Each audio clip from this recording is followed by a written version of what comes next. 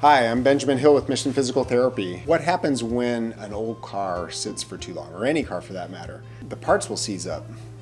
If as you know, cars have lubricating oil in them, but that oil sits down in the pan unless you start the engine and start driving that car, where there's a pump that will circulate that oil around those parts. And that oil provides primarily a lubricant, and it also helps keep the engine cool.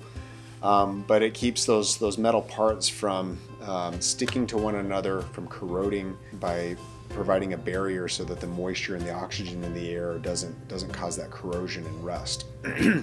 Similarly, our joints have a nutrient-rich lubricant that is secreted with movement.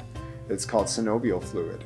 And there is a synovial membrane in most of our joints that is stimulated to produce that fluid with movement. So just like the car, if we don't move, our joints can essentially seize up. The age of a car can make a difference, I suppose, just like it can for us. It's not so much the age that matters as it is the time that it spends sitting without being driven.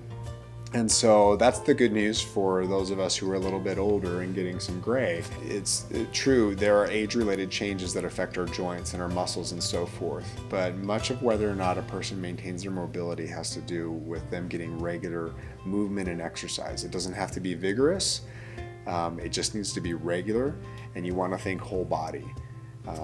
To do that, whether it's yoga or some other routine that you have to help you to stretch and stay loose. But consider that and consider how it relates to your strength. Flexibility is closely related to strength in that if you don't maintain your mobility, you'll lose leverage, which we've talked about in some other videos. I'm Benjamin Hill with Mission Physical Therapy.